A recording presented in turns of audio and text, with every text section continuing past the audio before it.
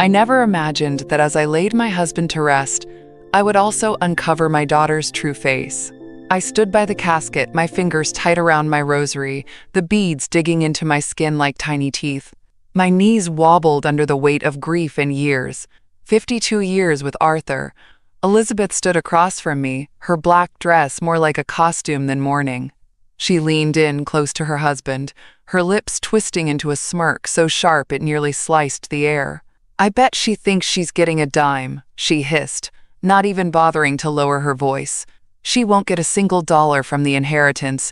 Old hag can rot." My breath caught. The world tilted. For a moment, I couldn't even feel the ground beneath my feet. I turned my eyes to her, praying. No, begging. That I had misheard, that grief had made me imagine it. But she met my stare with a cruel spark, her eyes glinting like knives in the sun. She didn't flinch. She didn't hide. The priest kept droning on about forgiveness, about faith, about moving forward, but his words slid past me like water over stone. Elizabeth's voice echoed in my skull. "She won't get a dollar." I felt Arthur's presence at my side, his strong hand that used to squeeze mine whenever I lost my balance. But now there was only the thin ache of bones and the icy realization that I was truly alone in this garden, alone among the roses, the prayers, and the polite lies people tell the grieving. My heart pounded so hard I thought the rosary might snap in my palm. My daughter. My only child. The baby I had nursed through fevers. The teenager I stayed up waiting for by the window. The woman I defended through every bad choice and heartbreak. She stood there, smirking at my ruin. I stood motionless. My body felt foreign, like it belonged to someone else. A mannequin dressed in black lace. That was the moment I felt the first icy stab of betrayal slice through my ribs, clean and final. And in that exact moment, somewhere deep inside me, something shifted. A silent vow took shape beneath my ribs, steady and cold. I will not let Arthur's wishes die with him. I will not crumble. I didn't know it then, but that was the last time I'd let her see me weak. I returned to the mansion like a ghost in my own skin. Each step on the marble floor echoed too loud, like an accusation. Upstairs, the room still smelled like Arthur's aftershave. His study door was cracked open just enough to remind me he wasn't coming back to close it. I thought I might find Elizabeth crying in a corner somewhere, maybe rummaging through old photos, pretending to mourn. But when I turned the corner at the landing, I saw her hunched over Arthur's desk, rifling through drawers like a raccoon in the trash. Her fingers moved quick, snatching up envelopes, legal pads, a small velvet box Arthur kept his cufflinks in. She muttered to herself, words spilling in a low hiss. "Where is it?" He wouldn't leave it to her. I need proof before she tries to pull some stunt. I watched from the staircase, my hand gripping the banister so hard I felt the veins in my wrist bulge. I felt something hot rise in my chest. Rage, grief, humiliation, all blending together until I could hardly breathe. Then her phone rang. She turned away, whispering urgently, Yes, I have the draft. I need you to file it tomorrow. Don't worry about her. She's too old, too soft. I'll handle it." Handle me. Like I was a stray cat scratching at the door. She didn't even notice me standing there. Didn't think she needed to. I thought of all the times I defended her, all the dinners I cooked when she cried over another lost job, all the nights I sat in my sewing room patching her favorite dresses because she refused to throw anything away. My daughter, my only child. As I watched her stuff papers into her purse, something inside me crystallized. I would not fold. I would not let Arthur's last wishes drown in her greed. Slowly, I backed away from the stairs, each step deliberate, quiet as a prayer. I felt the rosary still in my pocket, the beads now warm from my sweat and my rage. She thought I was weak, but she didn't know that grief could turn into steel, that love could sharpen into a blade. Upstairs in my room, I shut the door behind me and sat on the edge of the bed. My body trembled, but my mind was clear for the first time in months. I vowed to protect Arthur's legacy and myself, no matter what it cost. The next morning, I stepped into Arthur's study alone. The room felt like a museum of his mind. The scent of old tobacco, leather-bound books lining the walls, the soft tick of the grandfather clock he loved. I stood in the doorway for a long time before I moved, afraid that if I stepped in, I might break the spell of his presence still clinging to the air. When I finally crossed to his desk, my fingers traced the small scratches on the wood, scars from years of elbows, coffee cups, and late-night scribbles. I opened the middle drawer slowly, half expecting to find it empty after Elizabeth's raid. But tucked beneath a pile of invoices and neatly labeled folders was a small stack of handwritten notes. Yellowing paper, Arthur's careful, slanted handwriting, instantly recognizable, like hearing his voice echo down the hall. I sat in his old leather chair and unfolded the first note. Eleanor, if you find this, it means I was right. Elizabeth's ambition scares me. She's been asking about the will for months, trying to corner me when you weren't around. Don't let her sell the house. Don't let her erase us. My breath snagged in my throat. My eyes blurred, but I forced them open, reading every line again and again. Another note lay beneath. I'm sorry I didn't protect you more. I thought if I kept quiet, she'd find her own way. I see now she's already lost. Our love built this house. Don't let her greed turn it into a cage. I pressed the pages to my chest. In that moment, I felt closer to him than I had in weeks. I could almost feel his hand on my shoulder, steadying me. I rose and carried the notes to my sewing room, the one place in the house Elizabeth never bothered with. I sat down at my sewing table, surrounded by fabric scraps and loose buttons. Threads in every shade lined the walls, soft blues, gentle creams, 1,000 colors that had mended Elizabeth's dresses, Arthur's shirts, my own nightgowns. I looked at my hands, the same hands that once wiped Elizabeth's tears, the same hands that nursed Arthur through his last winter. Now they trembled over these pages, realizing how deeply Elizabeth's greed had rotted whatever bond we had left. For the first time, I let the tears come. But there was no comfort in them, only the hollow truth that my daughter loved my inheritance more than she loved me.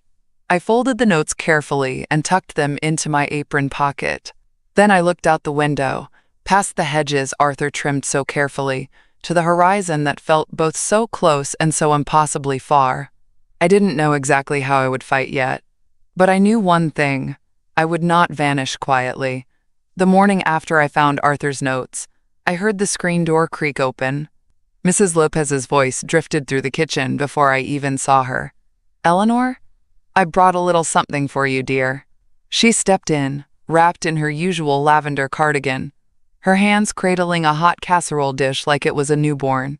The smell of cheese and rosemary filled the kitchen, a warmth I hadn't felt in weeks. She looked at me carefully, that sharp, motherly look she'd perfected over the years. She set the dish down, pulled me in, and pressed her forehead to mine. You've lost weight, she whispered, and you're carrying too many ghosts behind those eyes. I tried to smile, but it came out crooked. She stepped back, scanning the room like she expected to find Elizabeth lurking in a corner. I heard about her, she said suddenly. Down at the pharmacy, she was talking big, bragging about, quote, taking control of her inheritance early. I nearly dropped my blood pressure pills. My stomach twisted. What else did she say? Mrs. Lopez shook her head. She's already spoken to agents, already telling folks she'll rip up the orchard and modernize the mansion. Eleanor, she's not waiting for you to hand it over. She's planning to take it. I gripped the counter, my breath turning shallow. Mrs. Lopez reached into her tote bag and pulled out a small object wrapped in a handkerchief. I was going to give you this months ago, she said softly. My nephew works in security. He gave me this little recorder when my husband started forgetting things, just in case I needed to prove anything to the doctors. She pressed it into my hand, her eyes steady and fierce. Start recording her. Every word, every slip. Don't tell her, just keep it on you. I turned the recorder over in my palm, the weight of it sudden and electrifying. Mrs. Lopez squeezed my hand. She thinks you're weak because you're quiet. But quiet doesn't mean defenseless. Something inside me clicked. A small, sharp shift, like a gear finally falling into place. I hugged her then, burying my face in her cardigan. Her hands rubbed slow circles on my back. "Protect yourself," she whispered. "Arthur would want that. And so do I." After she left, I stood in the kitchen alone, turning the recorder over again and again. I looked out at the orchard, the trees trembling gently in the morning breeze. I felt Arthur there, steady and watchful. Elizabeth thought I had no fight left, but she hadn't counted on old friendships or old women who still had enough spirit to turn the tide. The next morning, I knew exactly what to do: play helpless old woman while quietly gathering evidence. I moved around the kitchen quietly, setting the breakfast table the way I always had: sugar bowl on the left, butter dish exactly in the center. Elizabeth came down late, still in her silk robe, yawning like she owned the place. I poured her tea, careful to keep my hand steady. "Good morning, dear," I said, my voice even, soft. She didn't look at me, just scrolled on her phone and muttered, "Morning." I watched her sip, watched her eyes dart across the screen, her mind already elsewhere, plotting, calculating. She kept going, brazen and bored. "Yes, I've already called the lawyer. We'll make her sign when she's too tired to argue. It's just paperwork. She won't understand. God, I can't wait to finally be done with her pity parties and her dusty old memories." I thought of Arthur's notes, of those orchard mornings. I thought of the birthday cakes I stayed up all night decorating for her as a girl, the dresses I mended so she wouldn't feel ashamed at school. And here she was, planning to reduce me to a signature. Inside, I felt something shift, not the soft ache of heartbreak, but a new hardness, a cold, quiet certainty. I would not sign. I would not yield. I wasn't the frail old woman she saw. I was the architect of her childhood, the protector of Arthur's memory, and now I was the quiet storm she never saw coming. That evening, I dressed carefully. My hands moved slow but steady, buttoning my best cardigan, the deep navy one Arthur liked on me.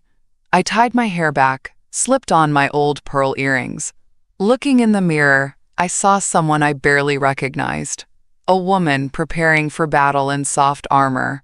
I walked to St. Agnes by foot. The path felt longer than it used to, each crack in the sidewalk echoing in my knees. But I didn't stop. Inside the church hall, the familiar smell of old hymnals and potluck dinners wrapped around me. A few women from the prayer circle waved gently. I nodded, offered a tight smile, but I kept moving toward Father Thomas's office at the back. He looked up when I knocked, his kind eyes lighting with surprise. "Eleanor," he said, rising. "Come in, please. I've been thinking of you since Arthur's passing."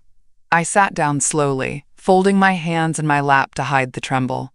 "Father, I need guidance, and more than that, I need help."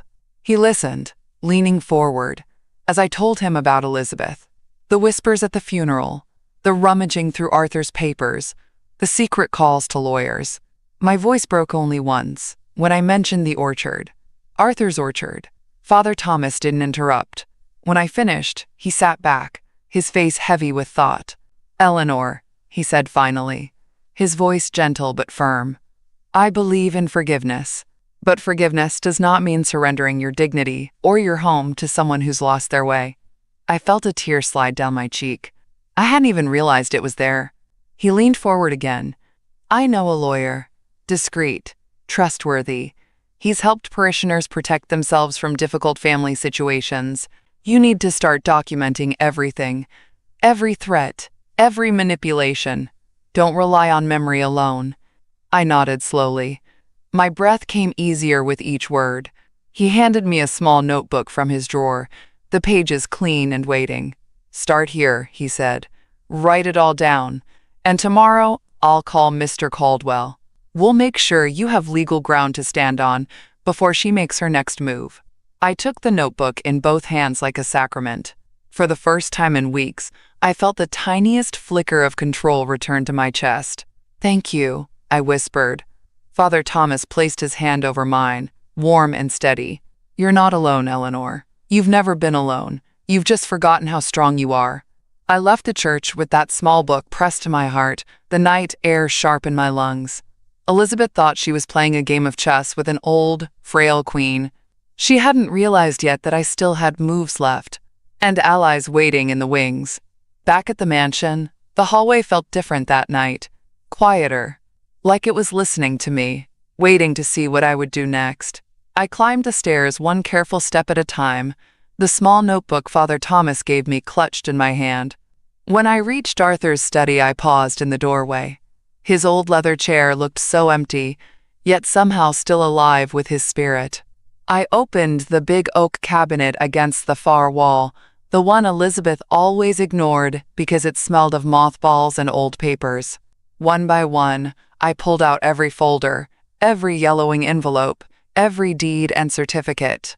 The birth certificates, the original house deed with Arthur's signature, property tax receipts, stock certificates, even old insurance policies. I laid them all out across the floor like a quilt, each piece a part of our life together, each page a fortress brick against Elizabeth's plans.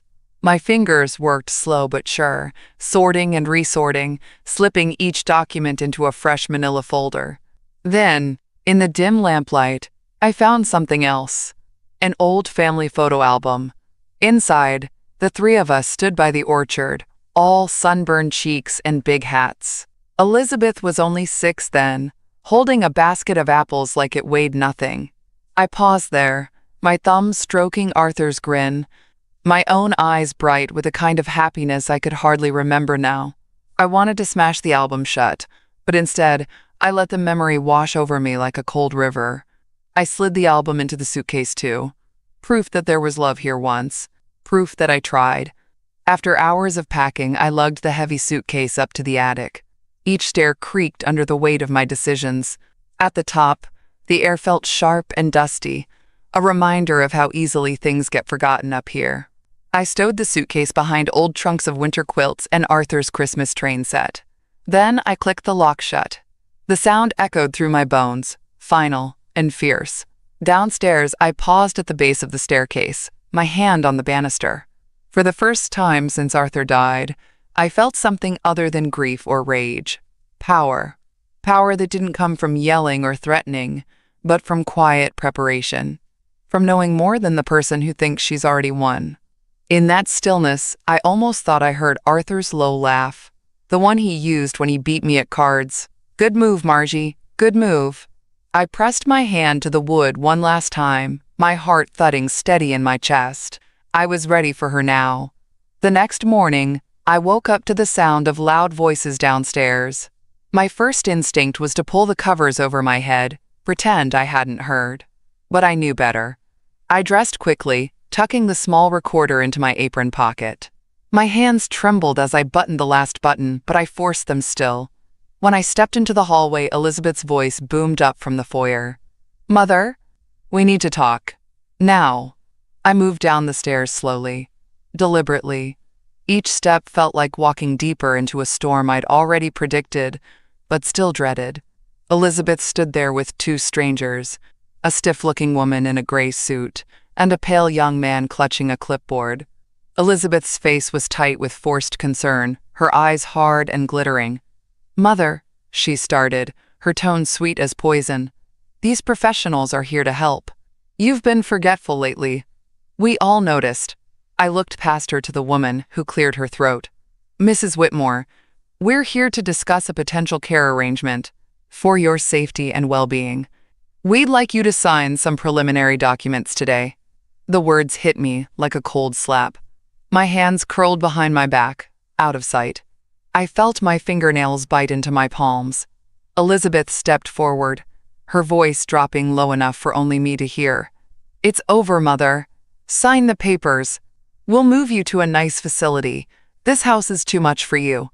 I wanted to scream, to shake her, to tell her she was tearing apart the last threads of love I had left for her, but I didn't. Instead, I looked at her.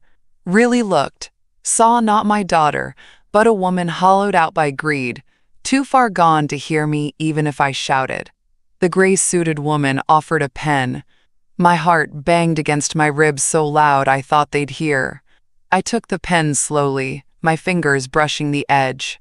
Elizabeth's eyes gleamed with triumph. But inside, I counted my breaths. 1, 2, 3. I let my hand tremble, but not from fear, from control, from calculation. Maybe I should think on it, I said, my voice small, almost frail. Elizabeth snapped, her teeth flashing. There's nothing to think about. You can't handle this place anymore. You can't handle yourself. The woman in the suit shifted uncomfortably, glancing at the young man, who looked everywhere but at me. My hands still shook behind my back, but my eyes stayed steady on Elizabeth, steady like steel hidden under soft wool. Of course, dear, I finally whispered. We'll talk later.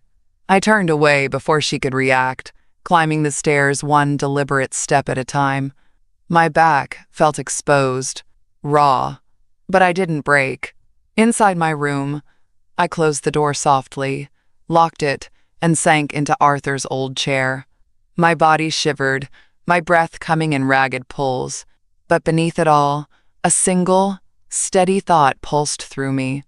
I had the recordings, I had the documents, and I had more strength left than she would ever guess. That night, I sat alone at my vanity, the dim lamplight catching every wrinkle, every tired curve of my face. I studied the woman looking back at me. She looked fragile, small, easy to forget, easy to overpower. And that's exactly what Elizabeth wanted to see.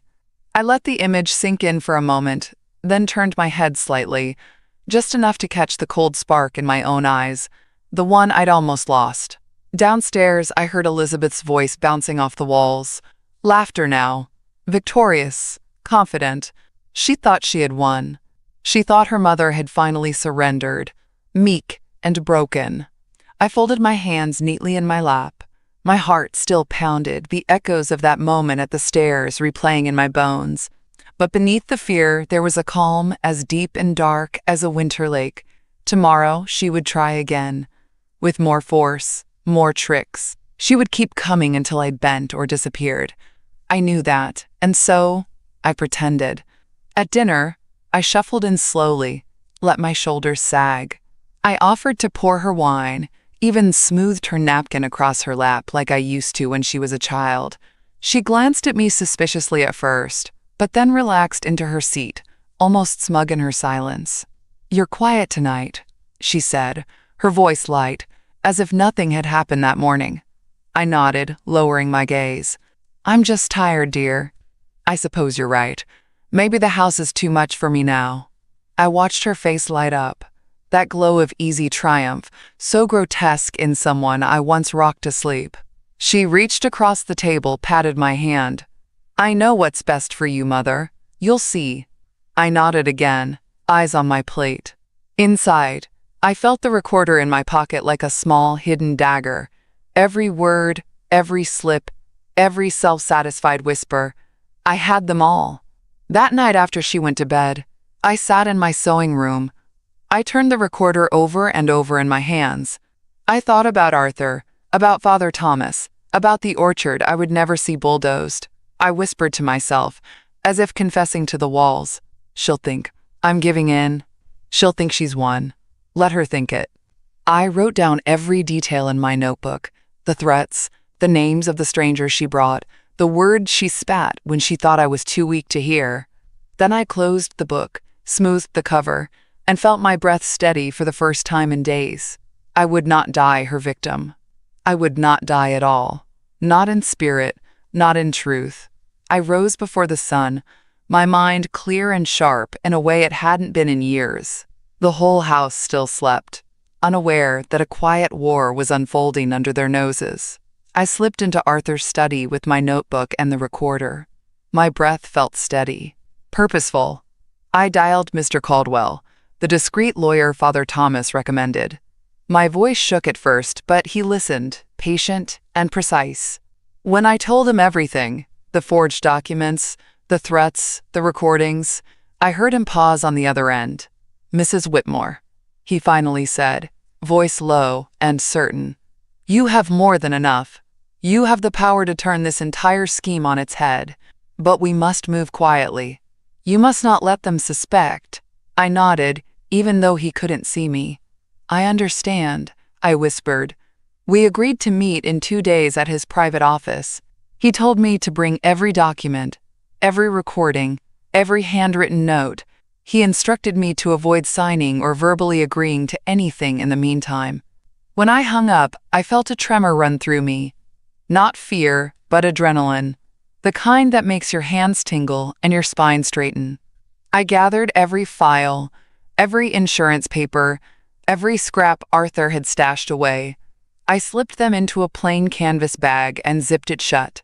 Then I carefully labeled the recordings, each one with the date and a small note in my own handwriting.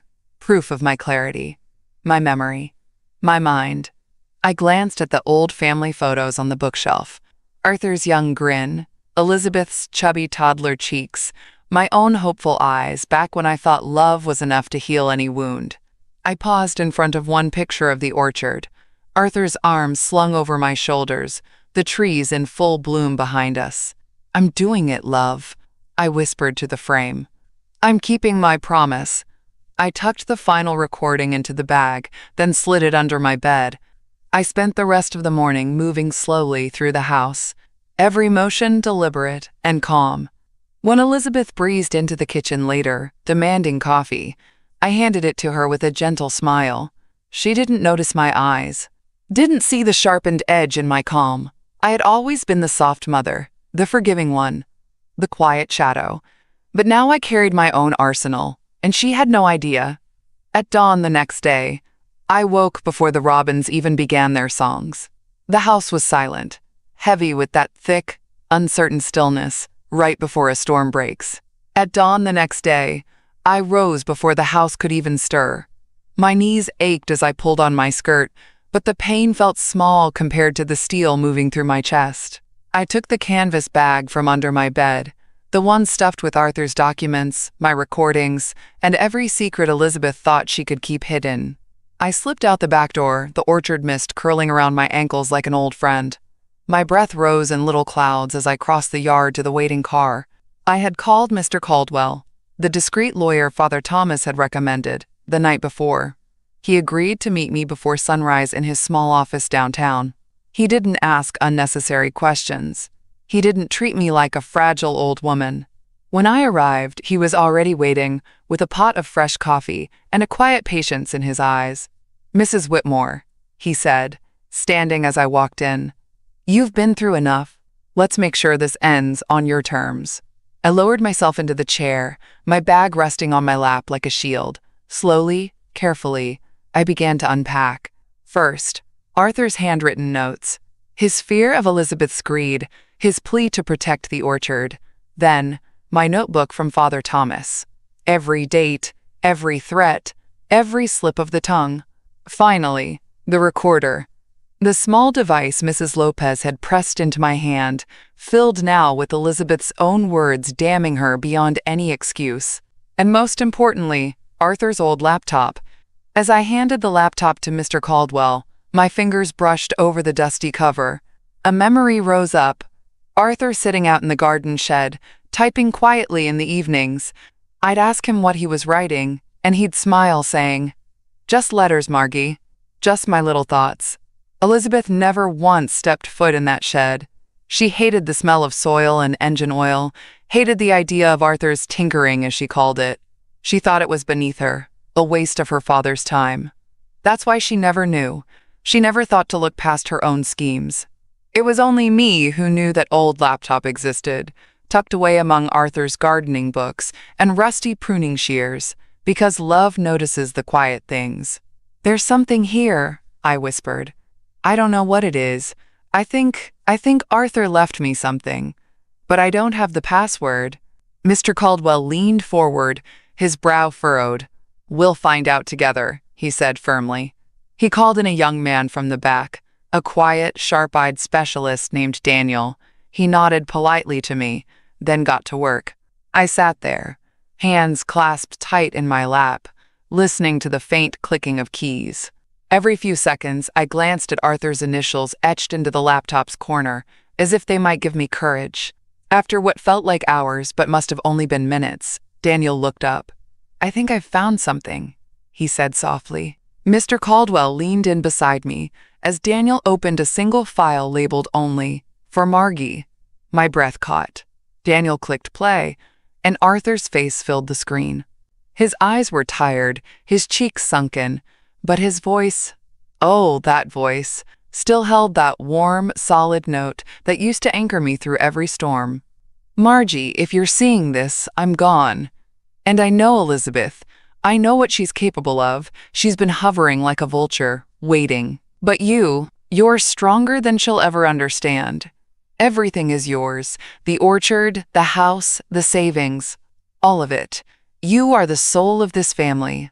Don't let her twist it into something cruel and hollow. Don't let her erase what we built. Promise me you'll fight, Margie. Promise me you'll stand. The room fell silent except for my ragged breathing. I pressed my fingers to the screen, my tears falling freely now, as though my heart had finally cracked open. Mr. Caldwell reached for my hand, his voice steady.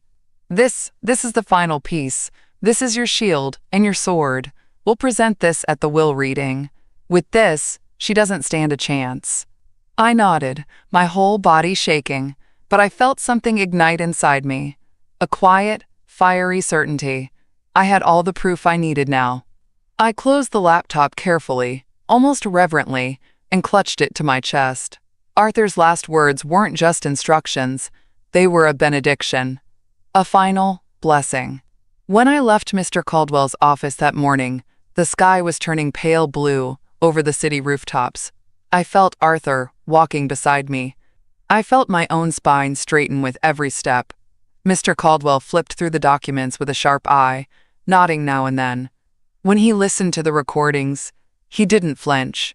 His face hardened with each poisonous word Elizabeth had spit behind my back. After an hour, he set everything down and folded his hands. You have more than enough. We'll ensure your medical clarity is documented. I'll prepare an affidavit for you to sign. You've kept meticulous records, which makes this nearly airtight. Elizabeth has no idea how badly she's miscalculated. I pressed my fingers to my lips, tears pricking at the corners of my eyes. Not from fear this time, but from the sudden, dizzying relief of being believed. Mr. Caldwell leaned forward, his voice calm and resolute. From this moment on, you do not speak to her alone. You do not sign anything. You refer everything through me. And when the estate lawyer, Mr. Avery, calls for the reading of the will, you will walk in prepared and protected. I nodded, my whole body trembling now that the final plan was real. Mr. Caldwell reached across the desk and took my hand, squeezing it firmly. You're not alone anymore, Mrs. Whitmore. We'll make sure your husband's wishes and your dignity remain untouchable. When I left his office, the sky had started to blush pink above the orchard line. My bag felt lighter, as if every piece of betrayal I carried inside had been lifted. As I turned the key in my car, I looked out toward the horizon and felt it for the first time. This wasn't just survival anymore. This was the beginning of my return. After the meeting, I called the man he recommended quietly, explained that I needed the locks changed on all the exterior doors before anyone else was awake. I could hear the surprise in his voice, but he didn't ask questions. He came before the sun crested the orchard, his van whispering up the driveway. While he worked, I sat at the kitchen table, sipping my tea. My hands didn't tremble. My breath came slow, even. I thought of Arthur's orchard, those apple trees he planted one by one, each hole dug with a trembling but determined hand. I thought of the promise I made him. Don't let them turn it ugly. By the time the locksmith finished, the light outside was turning gold. I walked him to the door, thanked him with a warm, steady voice. I slipped him extra cash, made him promise to say nothing. Then I stepped onto the porch and hung a new sign on the front gate. No trespassing. Private property. I closed the door behind me, turned the deadbolt, and leaned against the wood. Moments later, I heard Elizabeth's car screech up the drive. Her heels pounded against the porch. Her fists slammed on the door, each thud echoing through my bones. Mother, open this door right now. This is my house too. Mother. I didn't move. I didn't answer. I simply sat at the kitchen table, pouring another cup of tea. I looked around the room.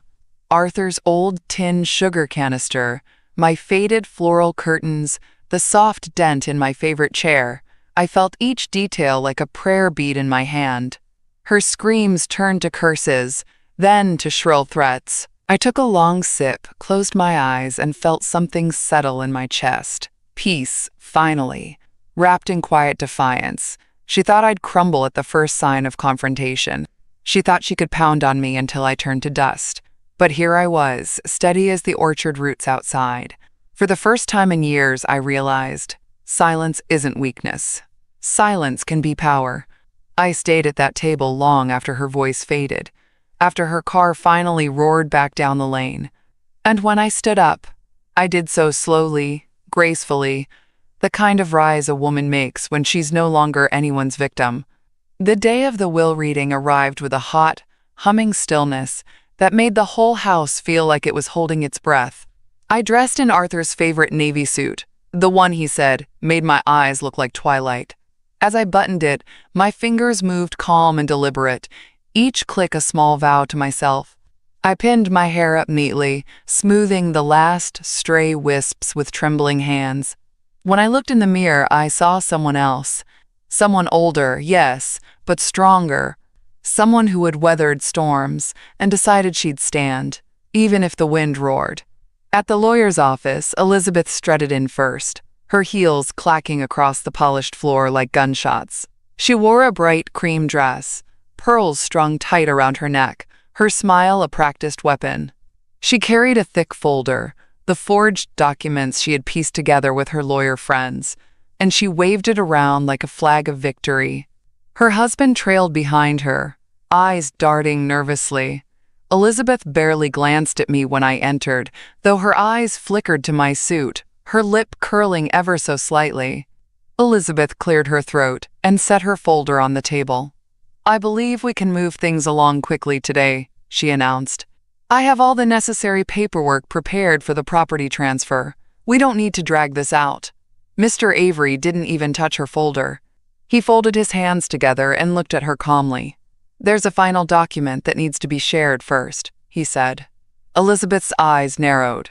"What document?" Mr. Avery pressed a button on a small remote, and the flat screen on the wall flickered to life. There he was, Arthur. His face, thinner from the illness, but his eyes bright, unwavering. His voice filled the room, deep and clear as a church bell. "If you're watching this, it means I've gone. And it means you're trying to take what isn't yours, Elizabeth."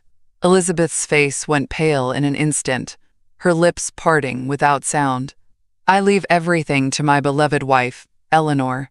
Every piece of this land, every dollar, every tree in that orchard. Elizabeth, you have lost your way.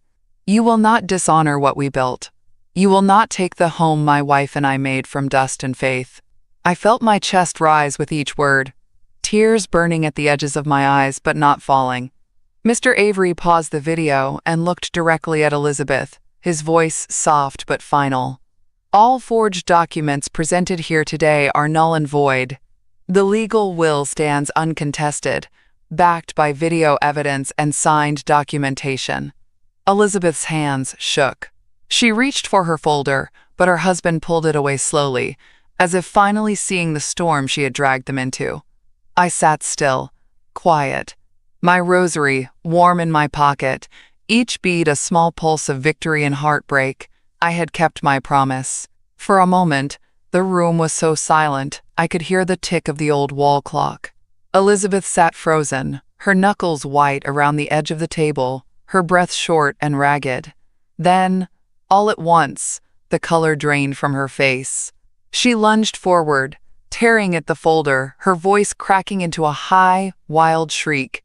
"No! This isn't real! He was sick! He didn't know what he was saying! You manipulated him! You old witch!" Her words sliced through the room like broken glass. Her husband tried to hush her, but she slapped his hand away, sending papers scattering across the polished floor. Mr. Avery didn't flinch. He leaned forward, calm and unmovable. "Mrs. Whitmore," he said firmly, "you're welcome to contest this in court, but given the recordings, the notarized documents, and your recent attempts at fraudulent power of attorney, I assure you, you will lose." Elizabeth's eyes darted around wildly, as though she was looking for a trap door to crawl through. I watched her closely. I expected to feel glee, some sweet sense of revenge. But all I felt was a deep, aching sadness. This was the daughter I once carried on my hip, who buried her head in my chest when she had nightmares. The little girl who picked daisies from the orchard and left them on my pillow. And now here she was, undone by her own greed, trembling and desperate, a stranger in a cream dress and pearls. Suddenly, her knees buckled. She nearly collapsed against the table, her breath coming in shallow bursts. Her husband reached to steady her, but she shoved him again, gasping like a cornered animal. "I did everything for this," she screeched. "I sacrificed. I waited. I deserved it. You can't do this to me. You can't." The room seemed to close in around us, her words bouncing off the walls and dying in the heavy air. I sat still, my fingers pressed to the rosary in my pocket, my shoulders straight, my chin lifted. Arthur's voice still rang in my mind, warm and solid. "Don't let them turn it ugly." I took a slow breath, feeling each rib expand. My tears didn't fall. Not yet. Not here. In that moment, something deep inside me shifted again. I wasn't just the mother she betrayed, or the wife left behind. I was the final line she could not cross. And for the first time, she saw me. Really saw me. Not as a frail old woman. Not as an obstacle. But as the immovable force standing between her and everything she thought she deserved. Elizabeth slumped back in her chair, her body limp as if every bone had finally surrendered to gravity. The folder lay in shambles on the floor, pages fluttering like wounded birds. She stared at me with hollow eyes, her mouth opening and closing around words that wouldn't come. Her husband sat beside her, his face pale and tight, his hands twisting in his lap like he was trying to wring out the shame. Mr. Avery stood, clearing his throat quietly. "This concludes the reading of the will. There will be no further discussion today. Mrs. Whitmore, you're free to leave when you're ready." Elizabeth didn't move. I rose slowly, each joint protesting, but my spine felt stronger than it had in years. I gathered my bag, tucked the rosary into my pocket, and turned toward the door. Behind me, Elizabeth's voice cracked. "Mother, please, wait." I stopped but didn't turn around. My hand trembled on the doorknob. "Please," she said again, her voice shrinking to something small and childlike. "I didn't mean, I just wanted, I closed my eyes. I saw her at 5, clapping her hands as Arthur lifted her onto his shoulders in the orchard. I saw her at 15, sobbing on the kitchen floor after her first heartbreak. I saw her at 30, looking at me with that same desperate hunger for more, always more. I opened my mouth, but no sound came out. The words died in my throat, heavy as stones. Instead, a single tear slipped free and landed on the back of my hand. I wiped it quickly, before anyone could see. Without another word, I stepped into the hallway. My shoes echoed across the marble, each step a quiet drumbeat of finality. Outside, the air felt sharper, cleaner. I lifted my face to the sky, letting the breeze graze my skin. I pressed my hand to my chest, feeling the slow, deep thrum of my heart. It wasn't victory I felt. It wasn't triumph. It was grief, pure and raw. For the daughter I lost long before this day, for the family I thought I could hold together with nothing but my love. But under the grief there was something steadier. Resolve. I walked to the edge of the parking lot and paused, my back still turned to the building that once housed my family's illusions. For the first time, I let my shoulders relax, let my breath sink all the way down. She had been disinherited, stripped of every claim, and it hadn't been a scream or a slap that did it. It had been the quiet, unyielding strength of a mother who finally chose herself.